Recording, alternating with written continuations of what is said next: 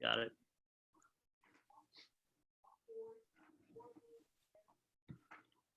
All right, it says it's recording, I believe. Great. All right, we are ready to admit everybody. Okay.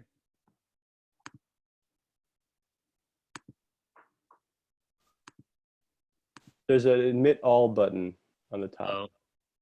You'll see. Oh.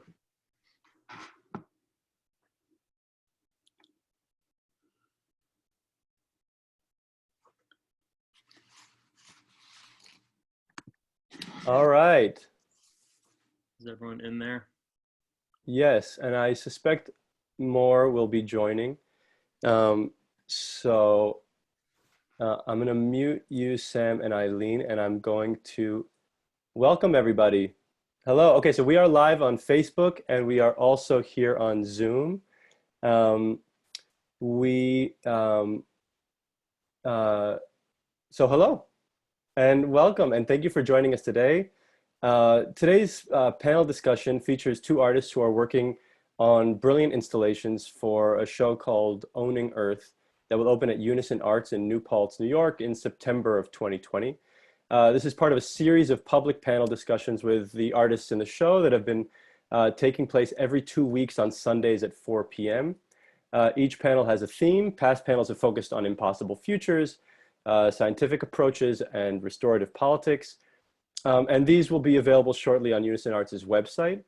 Our panel on art for non-humans was postponed 2 weeks ago, and we will be rescheduling this and sending out invitations soon. In 2 weeks, on July 12th, the theme will be on roots and rooting, and will feature the work of Melinda Kiefer, Alejandro Chalet, and Eliza Evans. And I hope you will join us for that. So hi, I'm Tal Beery. I'm curating Owning Earth, and I'll be moderating today's discussion. Erin Antonak is the brilliant and talented assistant curator of this show, and she will not be able to join us on the call today as she's in the process of moving her family to Mississippi. Before we jump into today's discussion, I want to say a few words of thanks. First to the staff and team at Unison Arts, Alex Baer, Alexis Agnew, Ali Bell, Rob Leitner, and Francis Wu. Thank you for your support of this project and to the arts in general. Unison Arts, like most arts organizations, has experienced significant challenges due to the pandemic.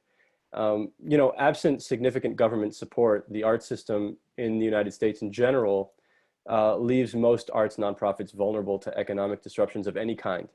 And the pandemic has indeed been a major disruption that's put many arts organizations at risk, and we hope that many will be able to reopen when the pandemic is over.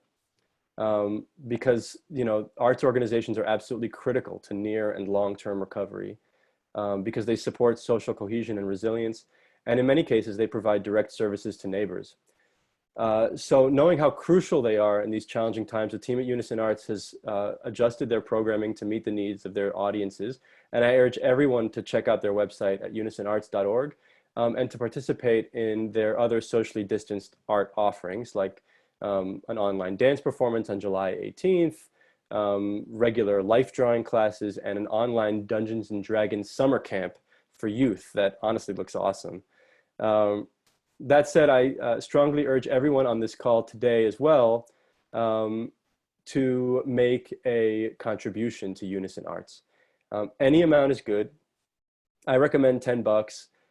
But if you have the means, please consider making a sizable gift today. Unison Arts is an anchor institution in the New Paltz area and the Hudson Valley region. And I'll be sharing a link in the chat today to Unison Arts' donation page when I'm done with the introduction. I'd also like to thank another brilliant group of folks who I've had the privilege of working with over the last few weeks. I see one just popped up in the chat. Hi, Sarah.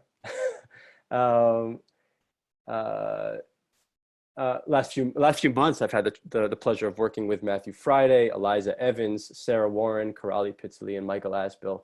They're the members of Unison's Sculpture Committee, and they've been incredibly supportive and helped to guide a vision for Unison's outdoor exhibitions that's really timely and inspiring. And I'm grateful that Owning Earth is a part of that vision. It's a vision for merging ecology and art. Owning Earth is an ambitious 2-year outdoor sculptural exhibition that brings together an emerging movement of artists whose land-based works question and undermine notions of control. So this pandemic has been profoundly instructive, I would say, in questioning assumptions of human mastery over the environment. As well, the continuing murders of African Americans by police makes the intolerable cruelty of our systems of domination impossible to ignore. But what lies beyond mastery, control, domination, and possession? How might we rethink and restructure our relations with knowledge, with the non-human world, with the human world? The 20 artist projects in Owning Earth will be asking these big questions over a 2-year period. And they'll be accompanied by a series of workshops and performances that bring critical attention to these issues to audiences of all ages and backgrounds. Our presentations today are on the theme of precarity, which is a word that describes a condition of precariousness, right? Unpredictability, a lack of material or psychological security. And we'll be hearing from Sam Spillman and Eileen Wald, artists who are distinguished by the ways their projects aim to inspire feelings of uncertainty and unease in Owning Earth audiences.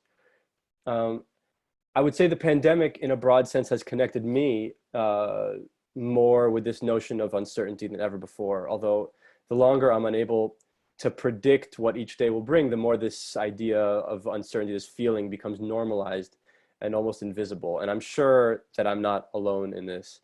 Precarity can be disorienting, it can be paralyzing, but it's also an inevitability during times of great change. And one more note about this before I introduce our panelists. I've been thinking a lot lately, and this might seem out of left field, but it's not. I've been thinking a lot lately about masculinity, especially as it pertains to police violence and how notions of masculinity intersect with racism.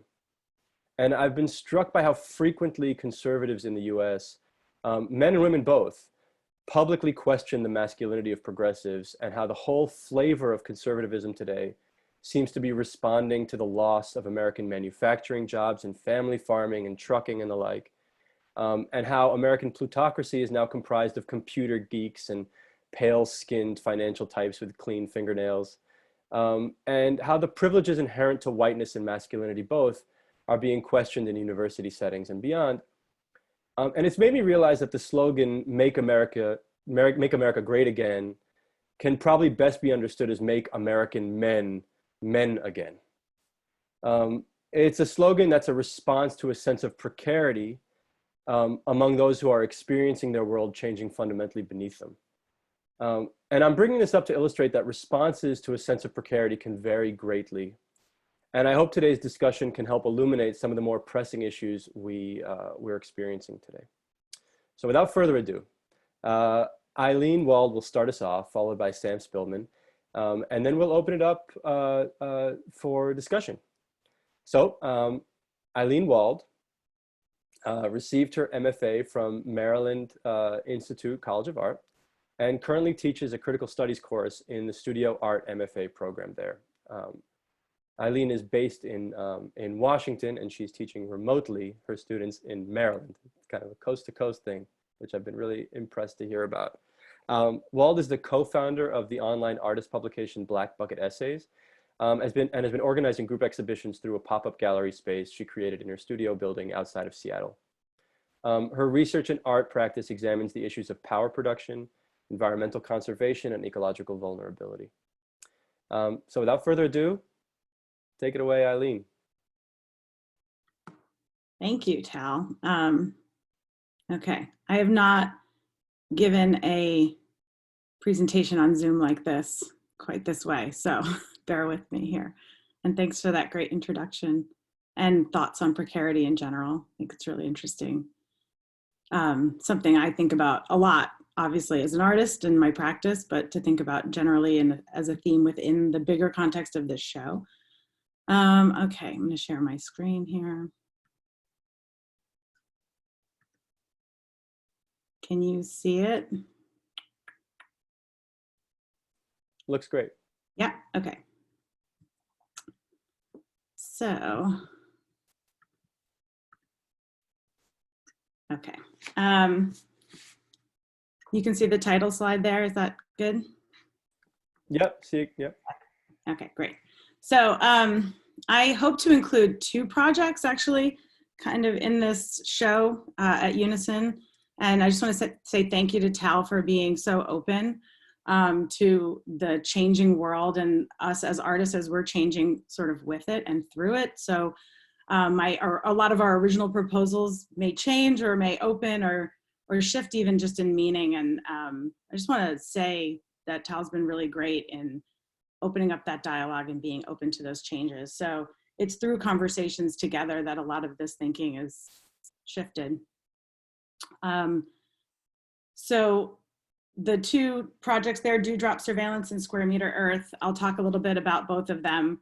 But I'll start off with sort of a contemplative thought. As we sort of walk alone in nature, right? We're looking for these contemplative moments, a walk alone in the woods. Living in Washington State in the Pacific Northwest, I do that a lot. And even in places like New Paltz at a sculpture center, people are seeking those healing meditative sort of moments with nature. But in those moments we so desperately crave with like a wilderness unspoiled or a beautiful landscape can be severely interrupted by the knowledge and awareness of the impact of man on that landscape, right? As we continue to explore and consume its resources. So for me, it's never just a walk in the woods. It's always with that baggage.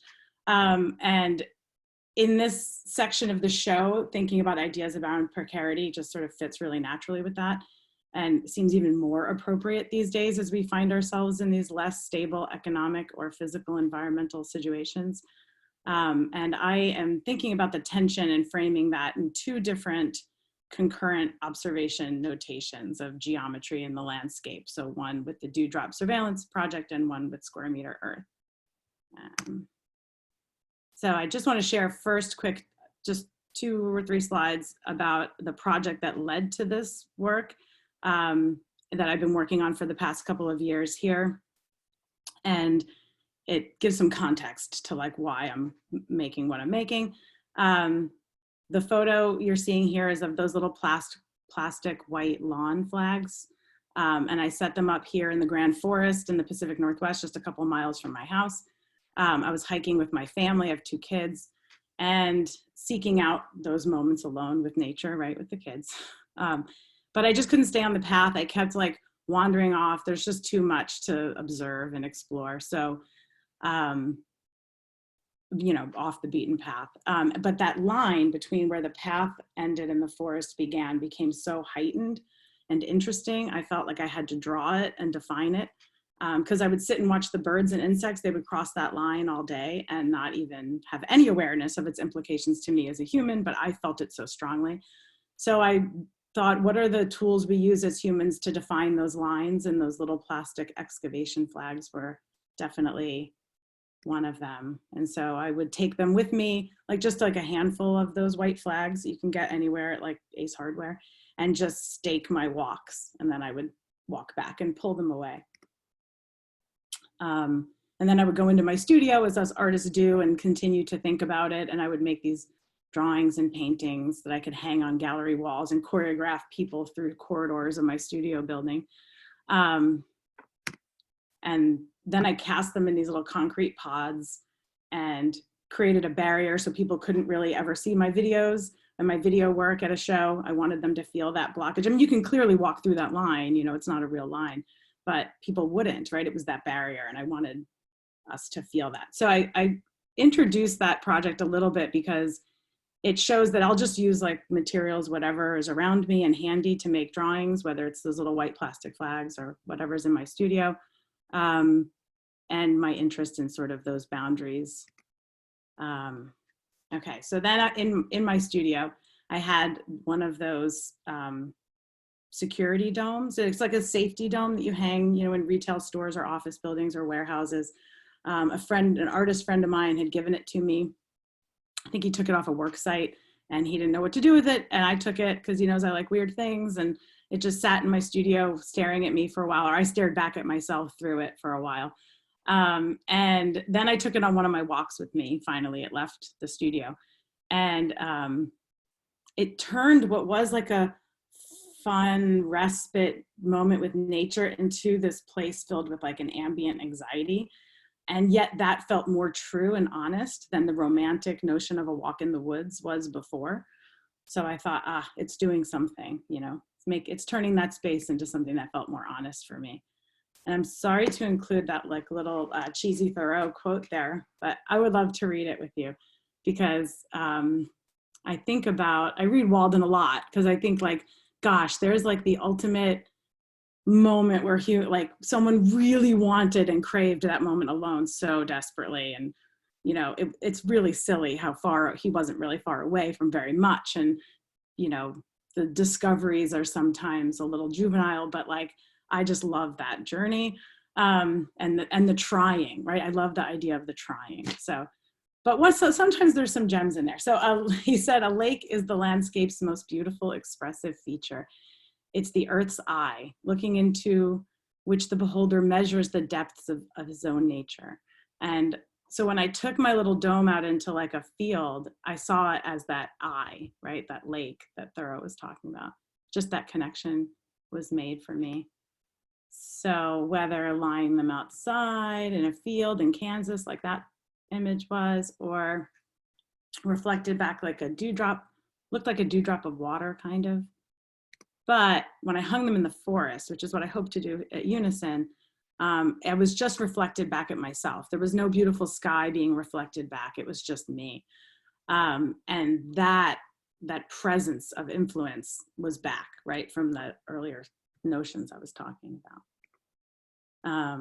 So this is the photo that I sent to Tal as a proposal for this show. I have about 15 of these domes in different sizes that I take around with me.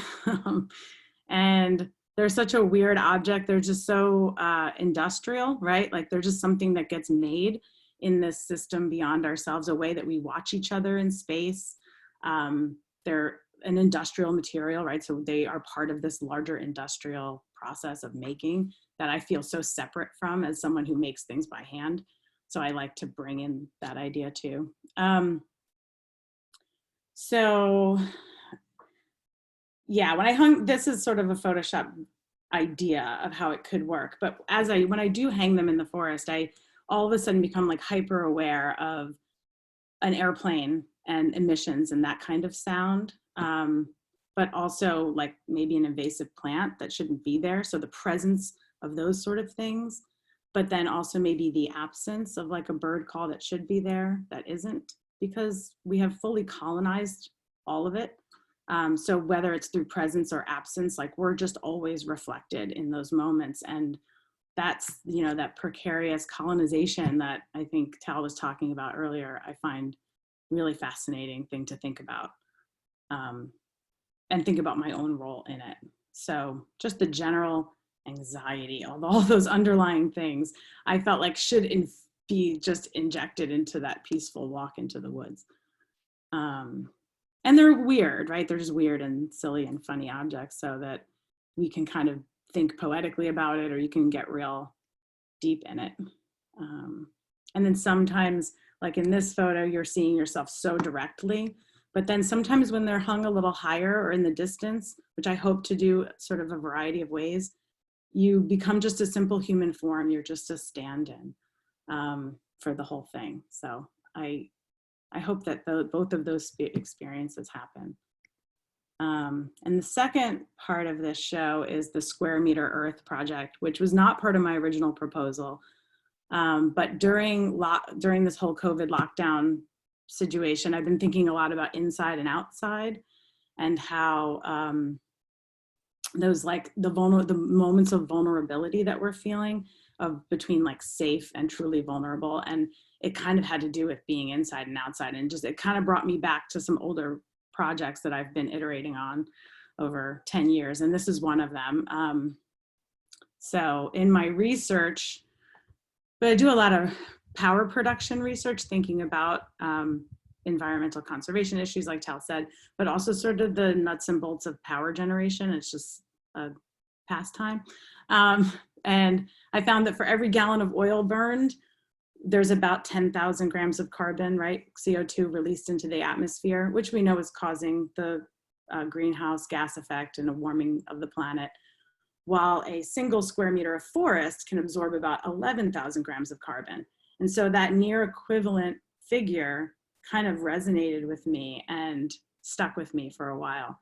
It felt like for every time I noticed a bit of my carbon footprint taking place, I would also see a square meter pop up, and the whole earth sort of started to feel like it was made up of potential square meters. And then knowing our deforestation rate, right, is happening at a very similar rate and sometimes accelerated rate, all of that just felt like it belonged together. And so I just started seeing square meters, and I started putting them everywhere, like this taped version from 10 years ago. Or I would try to feel the weight of that volume through like river stones or tree mulch. But you know, it's highlighting, that series highlighted a real inadequacy of a measurement like this, right? Like looking at a single unit is a really futile way to understand a really big global complex problem that's always shifting and changing. It's really hard to get your mind wrapped around these numbers. So this square meter, although totally inefficient way to explore that, felt really human in scale. Like it felt like you can wrap your arms around a square meter. You can stand inside of it and see its relation to your body. Felt really digestible, I guess. So it felt like a really honest way for me to understand those carbon equivalents, even though maybe a little silly. So for this iteration, I'd like to focus more on the measuring aspect rather than that weight or volume like I was exploring before. And I'm thinking about using these recycled aluminum posts that I found sort of in a similar way to the security domes, and stake the corners of some square meters throughout the forest there. So marking the 4 corners would allow a visitor to maybe walk through and into the square meter in a way that they hadn't really before for me. And then it'll be a square meter high also. And I'm working that out. The ones I have right now are not quite a square meter high, but I'm figuring out if I can source them the same sort of post so that we can sort of stand within it and start to see maybe that grid extends above and beyond our own sight line. So this is my last slide about all of this. And here you can see the aluminum material. It creates like a timed dynamic to the work too. There'll be some moments of the day where that aluminum will be really visible because the sun will hit it in a certain way. And I've been experimenting with a couple of these, and sometimes it will reflect all the light and sometimes it absorbs because it's sort of a matte finish. And you can also see that it draws the lines on the ground, right? So my hope is that as I continue to experiment with this, the sun will sort of draw those lines for us, and will change that square meter throughout the day. So it won't be just one singular experience, but knowing that there is sort of an evolution to that carbon cycle. And the reflective quality will relate back to the domes, I'm thinking, in some visual way, formal way. And I think that that's all I have for that. Yeah, that's my last slide, Tal. Thank you so much, Eileen. That was great.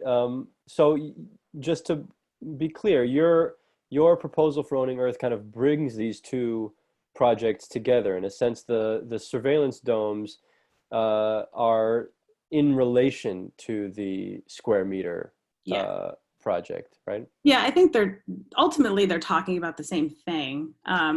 In my mind, somehow that makes sense.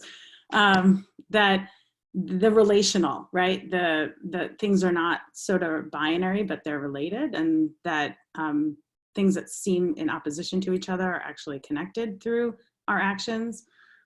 So for me, yeah, they make sense, not just aesthetically and visually, which I hope they do, but also, you know, contextually, as someone would experience the space, which is a forested area, right? Something, a connection to nature is why we're outside, why we step outside our protective homes. And that what gets back is this moment of observation. So whether it's observing through the domes or observing through, listening to what's happening around you through that relation to a square meter. So measuring it out. Again, like the square meter is a geometric form that is human engineered, right? Like thinking of things in terms of grids. And so is that security dome, thinking of things in terms of circles. So I like the idea of putting those together in that way. Yeah, what always struck me about your proposal was this kind of like inescapability. It's kind of you are entering into some sort of bucolic, untouched landscape, let's say, but the surveillance is inescapable.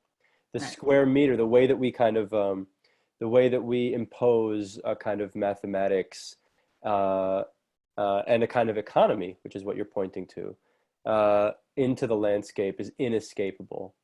And yeah, that to me, that fills me with a sense of vulnerability. Right? You cannot escape it. That's it. You're done. Well,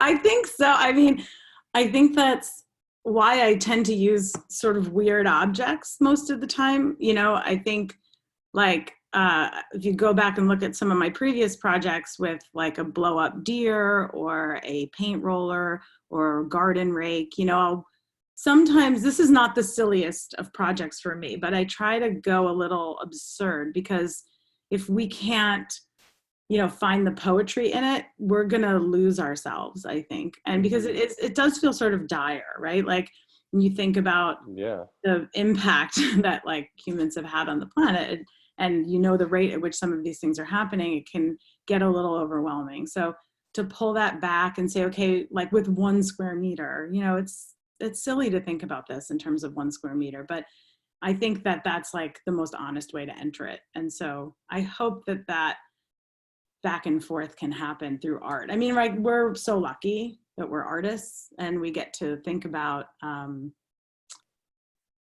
these things in like abstract terms in a way that I don't think like an engineer can or a politician can in the same way. So, I mean, I love the quote about the eyes, with the lakes being eyes, and the notion of surveillance domes being eyes, and how you're putting these eyes on these trees. They're watching us. Yeah. I mean, I hope that part was obvious, right? Like that the nature, like the tree, like they're sitting precariously on a branch, right? And that it's not a very secure system of surveillance,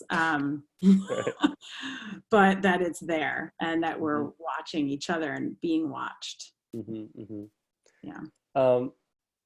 So your project will be situated in a space that Aaron Antonak and I like to call the danger zone. It's kind of like the entrance to the Owning Earth show, and you're not the only one, Eileen. Sam Spillman is an artist that I thought about almost immediately when I was imagining that particular portion of the space as trying to inspire a sense of unease. And so I'll introduce him, and Sam, you ready to go? You good? Okay, great. Okay. Yeah, okay, good. So I'm going to introduce you now. Okay. Sam Spillman is an artist who creates architectural environments that embody anxiety and suspense through an exploration of psychological states in physical space. Spillman's site-specific installations use existing architecture as a point of departure for interactions that make the familiar unfamiliar. He has an MFA from the School of Art and Design at Purchase College, where he's currently a lecturer in the sculpture department. His work has been included in exhibitions in New York City, Westchester, Pine Plains, Ithaca, and he is an exceptional builder, one of the best that I've known. So with no further ado, Sam, take it away. Great. Thanks so much, Tal, for that introduction. And thanks for letting me be a part of this show. I'm really excited about it. It seems just like an amazing group of artists are really digging in, and that's wonderful. So like Tal said, I am an installation artist primarily, and I'm very interested and inspired and moved by architecture, especially I'm interested in architectures, like using architecture as a foil to explore psychological states and ways of communication, and as a device for control, controlling movement, controlling perception, and controlling access. So, who interacts with who and what interacts with what. And I've done this in many different ways. Two of the projects I'm going to briefly talk about today are more large-scale physical projects that I've done. One deals with one kind of material and is more thought about and kind of constructed in a studio and then reconstructed in a gallery space. And then the other project I want to talk about before I talk a little bit about what I'm going to do at Unison, or what I think I'm going to do at Unison, is more built in the environment and using an existing natural occurring site. It's sort of inspired work out of it. And that's something I really like to do and like to think about, is kind of this like overlapping the natural forming environment to the human-made environment. And by overlapping these two things, a new space is formed, and then investigating what that new space is or what that new space could be. So I need to, let me see if I can do that the right way. Did I just do that wrong? I'm looking at your Zoom. Okay, then I'm doing it right, but just not right enough yet. All right, everyone see that? That looks great. Okay, cool. So the first project I'm going to talk about is a project that I did in 2018. I called it Terminal. Let's see. I'm going to talk just a little bit about what it physically was, and then talk a little bit about kind of where it came from and what I felt like it was, conceptually. So it physically was an 8 by 8 by 18 foot tower that I built out of pallet shelving and pieces of plexiglass frames that I attached to the pallet shelving. It had 3 different levels, 2 of which you could enter. And you're looking at sort of the middle level right now where this stair set is. And then each level, so this is the ground level where you could climb in. There was a carpet and you could look up through all the levels above you.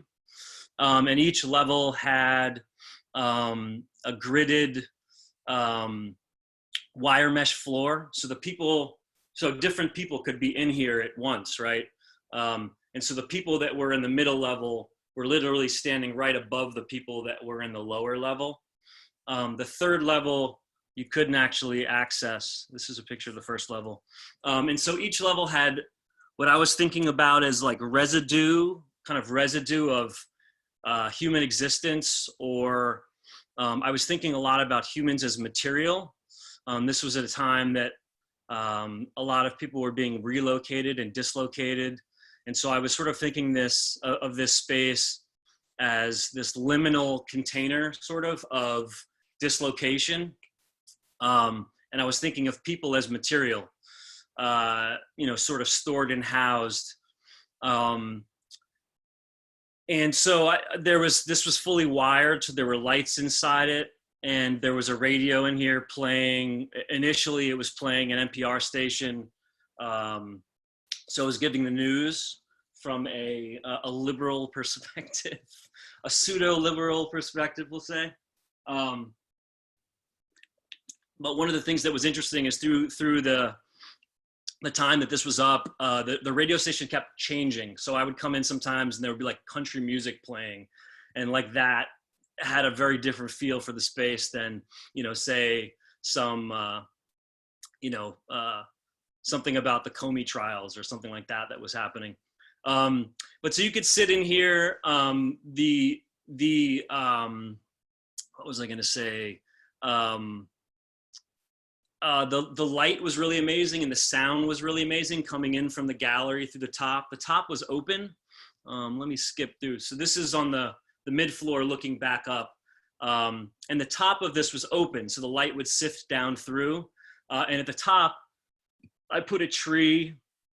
It was a willow tree that was blooming for a good portion of the show. And also, like Eileen, a surveillance mirror here. I was thinking a lot about, actually about like kind of political brutality. And so it felt right to have a surveillance. You could sort of see yourself seeing yourself. And then the other thing that was really interesting to me about this was the base, because of the material that I was using, the black plexiglass, I'm sorry. So the outside of this thing had a totality to it, a feel of this massive scale, dark, reflective box that was very, it would cut you off. Even though it reflected everything outside, it almost felt like something that was there and that wasn't there at the same time. But when you came inside and experienced it, it had the opposite effect. It was extremely expansive. And so it felt like the outside kind of shut you down, whereas in the inside, it was like looking through refracted windows. And it was kind of just, it kept on going. And it had this really amazing, expansive feel to it. And so what this really ended up feeling for me was both at the same time, like a hotel kind of feel or the same kind of quality, which I find these kinds of spaces really interesting. Like hotels are really interesting because they are like manufactured comfort or manufactured life somehow, but really it's almost like they could be anywhere in the universe. They're just like this kind of encapsulated space. You know, in the morning you get your crappy breakfast, and at night, you go into this room that's supposed to feel like home somehow, but it feels very hollow and empty. Or like an airport that has all this hustle and bustle, and it's all this kind of manufactured, it's just a very, very manufactured space. And so at the same time, this space was like a hotel where you could move freely through it, but at the same time, it was also had an essence of like a prison where you were sort of stuck in these different spaces and where movement was really regulated. And so that was really interesting to me. That's really what I want to say about that. Both of these sort of have led me to this sort of new project, but the next project that I wanted to talk about was a project that I did last summer at the Cha North residency in Pine Plains, which is the residency for Chashama, which is a nonprofit, really amazing nonprofit organization in the city. And I called it There's a Gap Where We Meet. When I went to this residency, they give you a studio to work with, but I'm someone that I like to react to my surroundings. And so it was really hard for me to go into the studio space. It was a great studio, but none of my stuff was there. Like I was just trying to react to the studio in this new space that I kind of felt out of my element in. And so I was trying to figure out, what I was going to be doing there. And I had some ideas, but as soon as I got there, that kind of all got thrown out the window. And so I just started walking in the woods a lot. And pretty quickly, I came upon this amazing, it was about 7 feet tall at its tallest, off the leaf, the bottom leaf trail. This amazing shale and thick moss rock wall, shale wall. It was about 40 feet long, or at least the portion that I was working with was about 40 feet long that I decided to work with. And it was beautiful. I mean, it was just like amazing, very, very old moss. And I find moss really interesting because it's such an amazing ecosystem. Like there are so many things happening all in one place. So it's rich with life and beauty and color. And so I decided that I really wanted to try to bring the viewer as close as I could to this moss wall and have them experience something kind of out of the ordinary, with something they may have seen many times before in other situations. And I oftentimes also think about some of my work or work that I'm thinking about or doing as parasitic, like finding a space that I react to and then kind of implementing something else onto it, like a parasite, and sort of co-opting that thing that I'm using that was there before in the service of the work that I'm trying to do.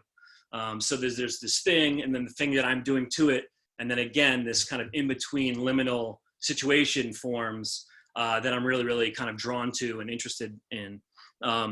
So this is inside looking back down, but what I did was I started to build a framework around this moss wall. And as you can see in the top left, I initially took like 2 by 2 just wood, and then just that I got from Home Depot. And then I took aluminum flashing, and I don't have a good close-up of this, but I basically formed straps because it was really important for me that this, whatever I was building, continued to form, kind of move with the landscape. I wanted to feel kind of organic, even though it was something parasitic that I was thinking about. So I wanted to follow the naturally forming landscape. And the way that I devised to do that is with, actually on the bottom left, you can see these metal straps that I screwed to it, each piece. And each of these was 4 feet long. And then from that, I used those 4-foot sections to build ribs that connected the top to the bottom. And then I painted the ribs. This is before I painted the ribs, but this is the pod essentially intact before I covered it.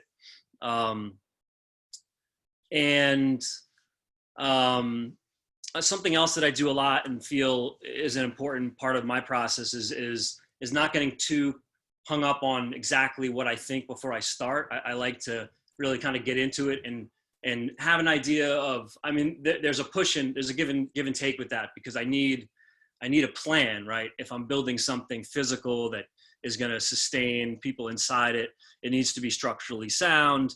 And so I have an idea of what I'm going to do, but I also work intuitively. So I want to be able to react to the thing as it's being formed. And so that was something that happened with this as well. With the covering, what I sheathed it in originally was going to be something more synthetic. And then as I built it, it just felt like I needed to make it something more organic. So I changed that. So anyway, I painted this screen kind of a shiny black, and then I covered the whole thing with reed mats that were pulled together with wire. And one of the things that was really interesting to me about the screen was that it was both a viewer that was coming inside was isolated, and they felt like, I don't know if they felt comfort or like really, I think it was both comforting and very uneasy inside. At least it was for me. But they could also, they were hidden from the outside during the day, but they could see out really, really well. So it had this kind of binary effect, and inside outside, like Eileen was talking about earlier, which is another thing that's very interesting to me. So they were able to see, I'm sorry? Sam, I don't mean to cut you off, but we gotta move on to the Q&A. Sorry. Do you want to just give us a brief synopsis of the proposal for owning rights? I apologize. No problem. Let me just really quickly. So the other thing was at night, this thing would totally shift, and I was putting lights inside, and people were moving through it. And at that point, people would be very isolated, and you could feel like you were 1,000 feet up on a cliff. they couldn't see anything outside. And so I'm going to really briefly play a 45-second clip here with the sound that I put inside it. Sorry to be long-winded here. You were getting into the technical stuff. Sorry, dude. Sometimes I end up getting stuck in there. 2x2s. Right. I was like, what? Right. Flashing. 2x2s. Sorry. It's all good.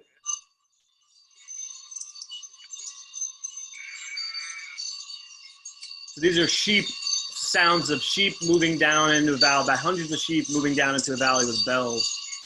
And that was playing through Bluetooth speakers inside. All right. Cool. So now the work that I'm proposing to do in Unison, I want to disassemble. This is an old bunkhouse on someone, it's actually, hopefully doesn't mind me saying, Michael Aspill's property. So I'm proposing, I'm going to cut this up, deconstruct this. It's an old Ukrainian camp, and this is one of their bunkhouses. And I find this is like a really beautiful, interesting half. It's actually really, so anyway, it's very interesting. It's like half falling down. I'm going to cut this up into sections. Especially the two gable ends are really interesting to me. And then I want to reconstruct it around the pond at Unison. And so this comes back to this kind of, merge of the naturally occurring and the human built. I'm really interested in building this around the pond in some way, but leaving it partially exposed to the elements. And interior wise, inside, the pond will be exposed. So there'll be walls around the pond. And I'm going to finish in the top left of this slide. You can see there's floorboards in kind of this section. I'm going to finish a section of the interior, like a parlor or like some kind of interior space that someone would be existing in their home. But I want to leave part of the ceiling open so the elements can come in. And I'm really interested in, over the 2-year period or over the period of time, letting the natural elements sort of take the space back. So initially, this space will feel like a kind of a quiet, contemplative space that you might move into, and the pond will have this nurturing effect. But over time, as things change and fall apart and shift, I'm really interested in the pond like gaining power and becoming a threatening component to the space as the natural elements change and take the space back over. I think this could change a little bit. I'm still sort of with our times right now, with everything shifting. I'm constantly having thoughts and ideas. So, but this is the basic premise of what I'll be doing at Unison. Thanks, Sam. Yeah, I mean, I've always been struck by the idea of, because the pond at Unison has this, and if you don't mind, just unshare your screen now.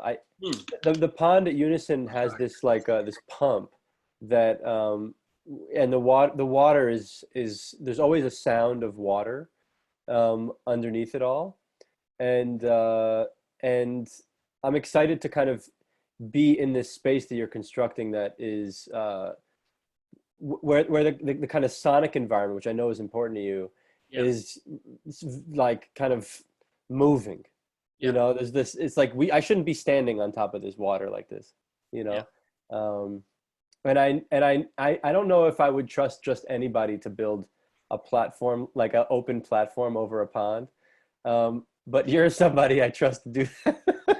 It's funny because, you know, I'm like, the whole point of it is uncertainty and vulnerability on some level, right? I mean, but for me as a curator, I'm like, well, it can't be too uncertain or too vulnerable.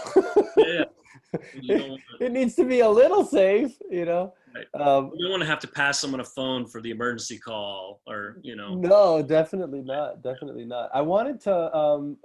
So we are. We're going to open this up now to questions, and before we do that, I want to ask one question of my own. Just briefly, I know that both of you are parents, and I know that parenting has been a real thing. I mean, I know from personal experience that parenting has been a real thing during this pandemic. Um, and it's uh, it's been, I mean, talk about uncertainty, and it's like, what are we going to do with the kids this summer? What are we going to do with the kids today? How are we going to, how are we going to keep them occupied? And how are we going to get to work? And how are we, and I'm wondering, since your projects relate somehow to these notions of vulnerability, I'm wondering how parenting has affected you and your art practice in the last few months. Either of you, I mean, Yeah. I mean, I know that there are other people on this call now who can speak to that as well. but since we're highlighting you today, so let's, I would love to know how other people are handling it too. Yeah, it's a struggle. I love that you called it a thing, because I think it it's hard. I mean, I think we're worried about their physical well-being, of course, but also their emotional and social and educational the protector mode comes into full force. But then, like, you said this sort of helplessness of like, how are we supposed to piece this together? I don't know. I think every artist I've talked to that has children is just sort of found their path of least resistance and found their way. And it seems so ad hoc, I would say, probably just, I don't know. Sam? Yeah, I mean, I think that I had no idea, and like, how could we, like how hard it was going to be for the kids, like how much just, I mean, how much they have to carry, like how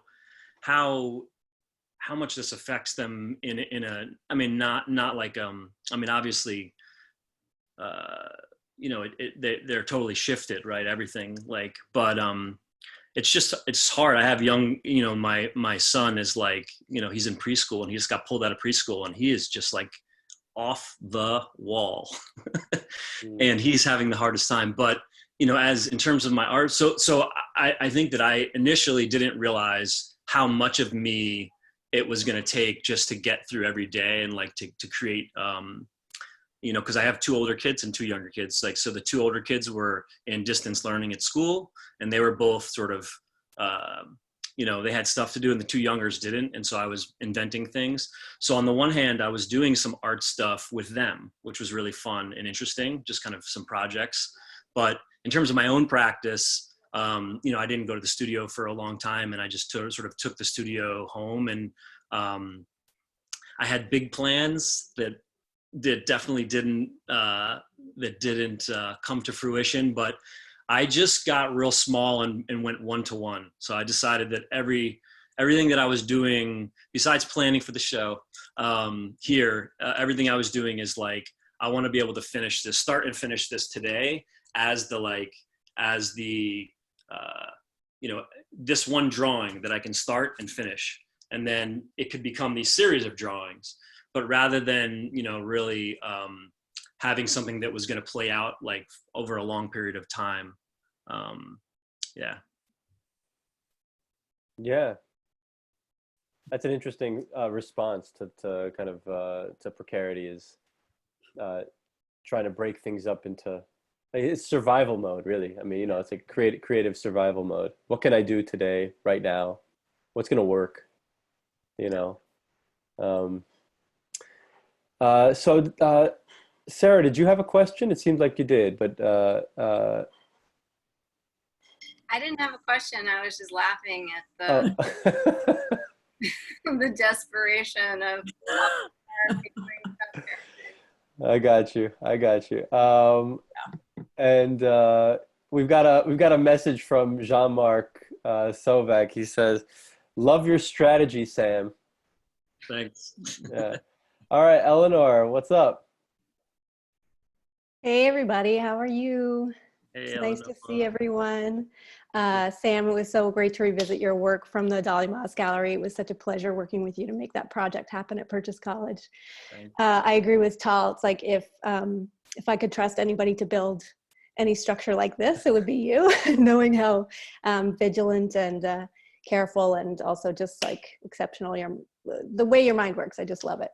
And Eileen, it's so really wonderful to get acquainted with your work, because I only have known about you since we've been involved with this project, and it's great to hear it in your own words. So thank you so much for sharing that with me and then all of us.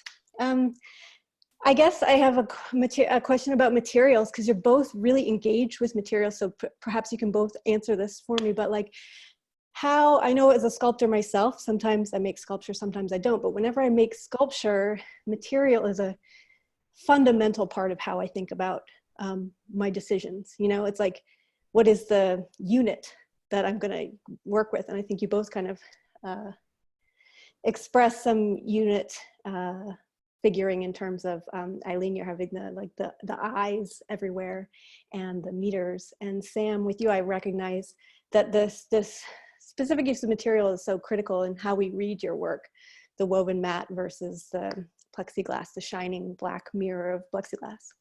And you both work with mirrors. Anyway, this is a long, rambling observation, but can you dig in a little bit more about like what makes you want to choose those materials and how you think the use of those materials really impact the reading of the work, and in your new practice, or how you're envisioning that playing out at Unison?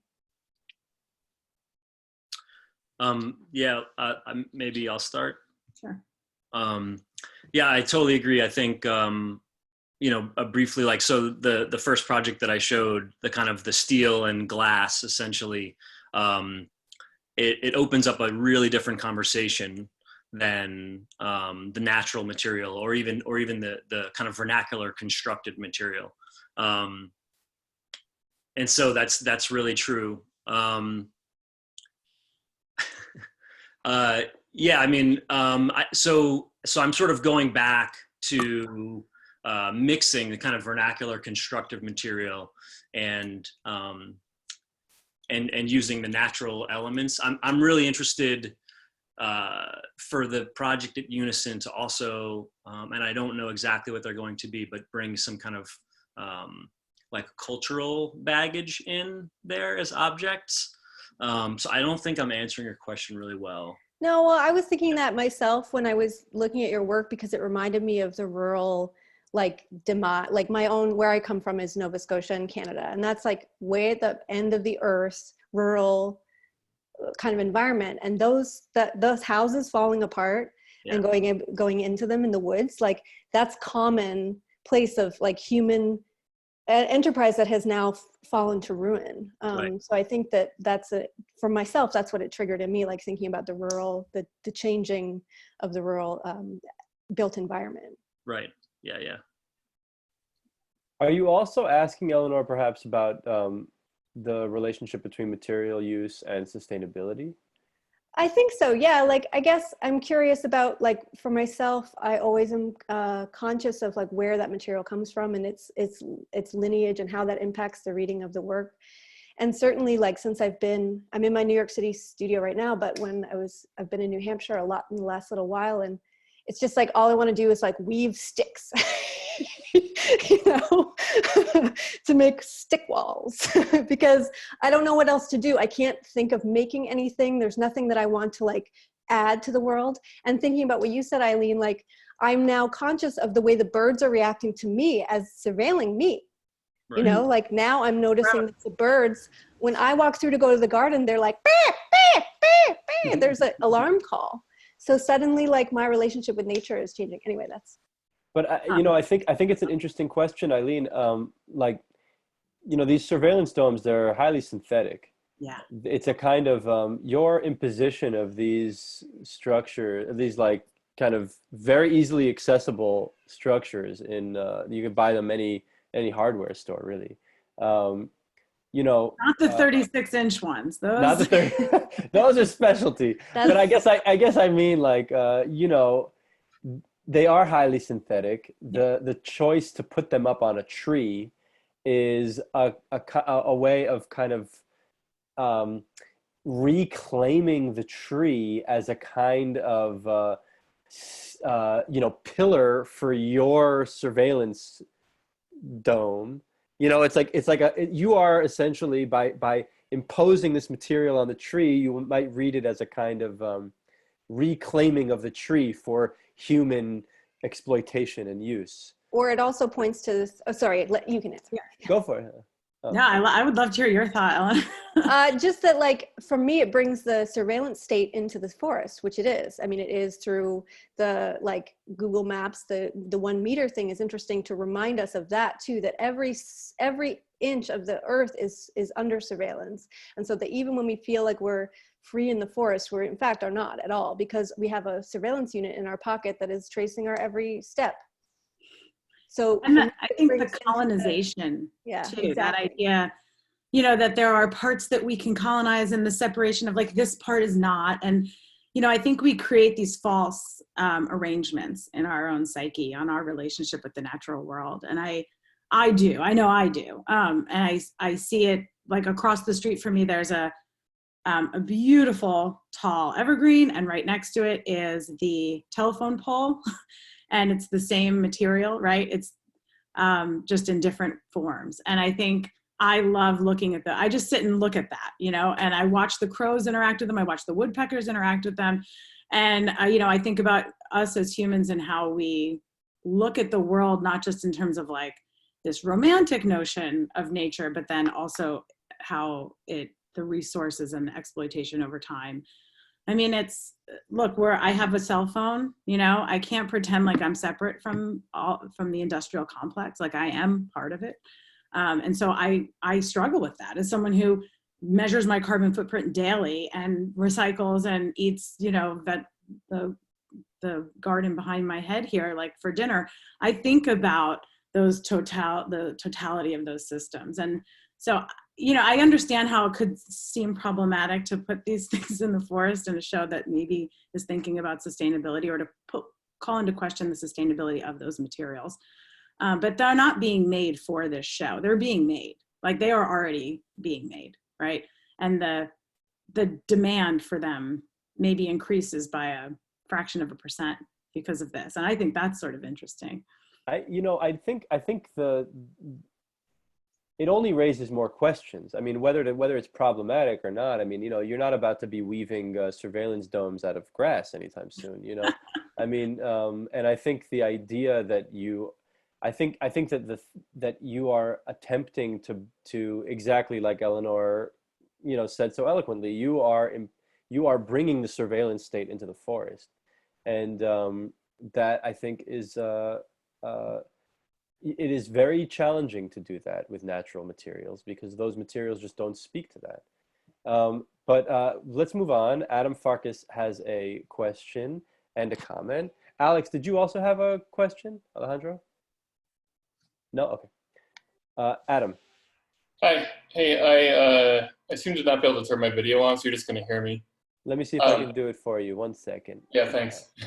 You can start, and I'll see if I can hear you. So I appreciate that you guys were making that conversation, and Eileen, that you brought up colonization. Because that was the thing I was thinking a lot about with what you guys are both doing, and not in a way that I think you're colonizing, but that you're thinking about the idea of colonization, about claiming, and kind of like that ties then back to, like, your quote of Thoreau, and thinking about transcendentalism as a kind of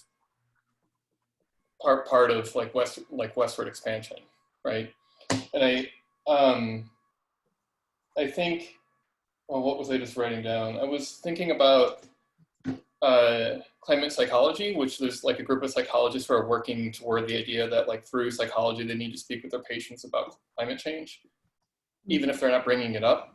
And that one of the main things that people talk about is disavowal. So, like, knowing that there is a thing about climate change that's happening and you're part of it, and you're kind of consciously being unconscious about it, like consciously ignoring it. And I think the thing that I think maybe I hear you saying, and I'm curious to hear you guys talk about, is about making kind of explicit that what would you call it? You call it like guilt or grief about participating in these systems that is colonizing and that is detrimental to the climate and detrimental to the future of for ourselves, for our children and our grandchildren. Does that lead to a thing you can talk about? I'm sorry if that was just me rambling for a little bit. No, I think you got to the heart of it really nicely. Are you about to disavow his question? Yeah. I think about like, what is it that we're protecting? You know, I think about those things. What are we putting value on, and what is the sequence of that? And I think I sit in a Western culture, and I come from a Western culture, and I am fully aware of, well, I am trying to be fully aware of that framework. We can, you know, argue that, how aware you can be, but to question it, like to question my point of view in also all of that. And yeah, I'm going to think on that a long time, actually, because I really think that you got to the heart of it in the claiming idea. Because this is getting a little deep, but I think the thing I worry about protecting is our as a human race, our questioning and our search for knowledge and information beyond ourselves. I think we do that in a really beautiful way. Like, we are the only species that has gotten off the planet and has gotten into territories, right, outside of what we are meant for. And I think that there's something really terrifying about that. And there's bad, like, consequences that may lead to our own destruction, but it's also really a fascinating thing that we do. And I think about that a lot. So it's probably comes back to like my acknowledgement of my role within it, but not always being so mournful of it. Just observing it. Does that make sense? Sam, Sorry, did you have something you wanted to add there? I mean, this is kind of at the heart of about questions of material use, about questions of participation in broader systems, right? Adam, do I have that right? I mean, really, it's about like how might we even extricate ourselves from the systems that we're commenting on as artists or as thinkers? I want to add to that to say that, like, I think they're extricating ourselves from it, removing ourselves from that system, but also in the moment now where we're at, like, acknowledging that we are both concerned about it and also like complicit, and that kind of like duality needs to be accepted in order to move forward. I find that that's actually the paradox that you're describing there, which is kind of inherent to our in the fact that being part of a system is inescapable, and the fact that these systems are unsustainable and need to change.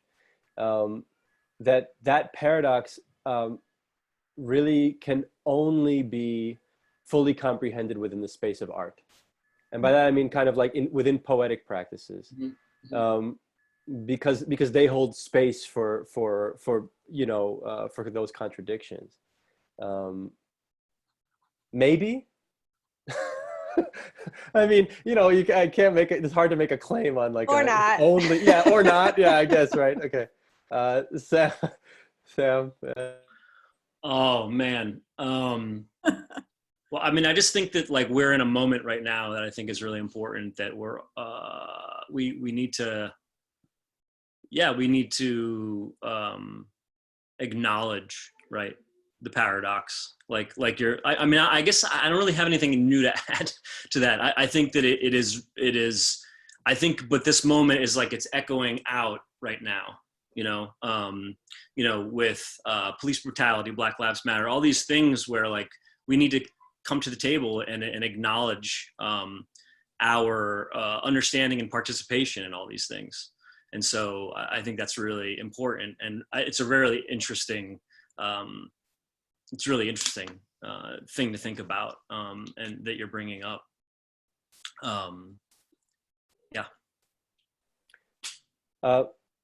I mean, there are so many. I mean, it's worth acknowledging the racial makeup of our panel, for example, today. And I've been thinking a lot about this, just in general, but in general for the Owning Earth panels and how they're organized. But I think that, Adam, your question kind of touches not only on environmental sustainability, but also racial justice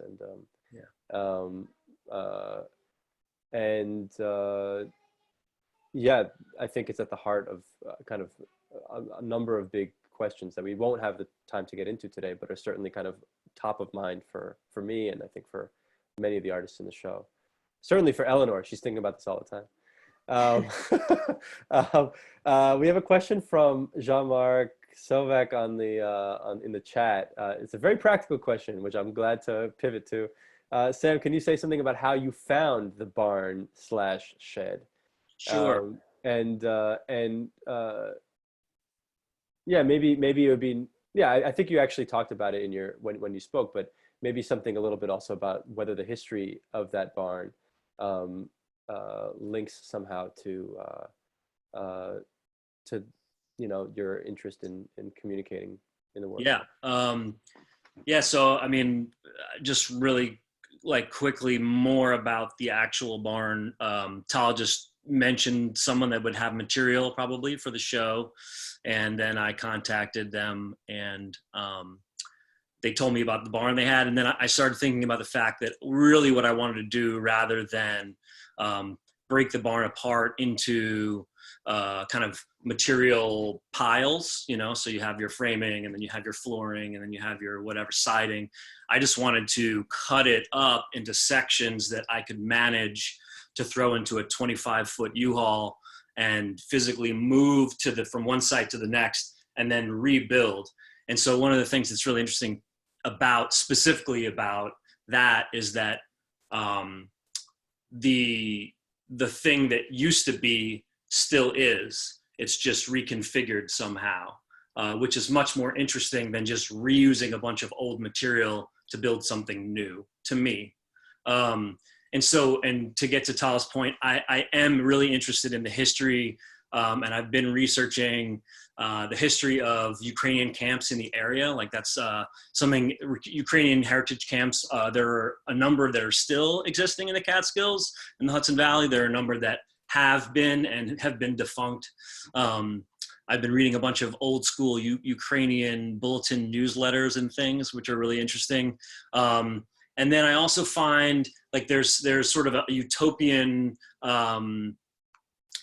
preserving heritage component to the Ukrainian camp. And then I need to dig a little bit more into Unison, but I feel like there's utopian component to Unison somehow that, there could be a connection there. So this is the part of the project that I'm still developing. But I very much do want it to be about the material and the object and the space that I'm using in its history to be able to kind of come out, so it's not just material, that it inherently holds information and baggage and all those things that I feel like are part of what I'm doing.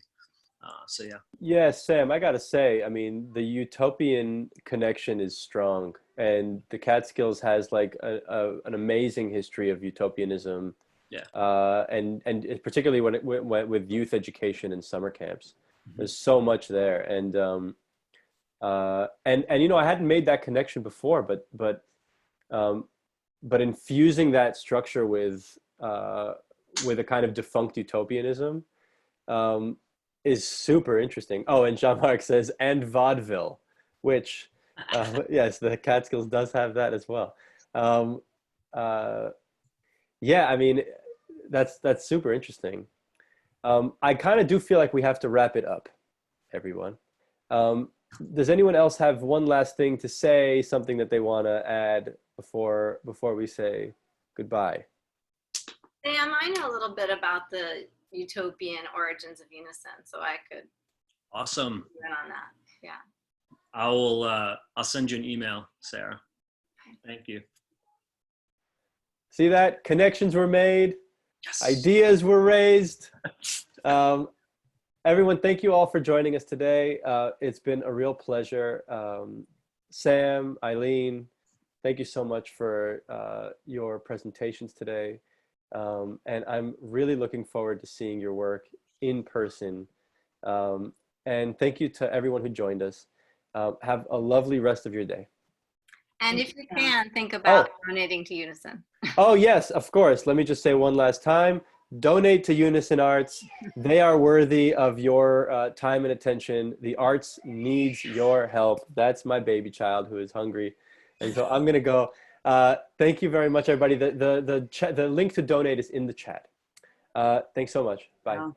Thank Thank you, you. Sam. Thank you. Nice to see you. Nice to see all of you. Bye, everybody. Bye.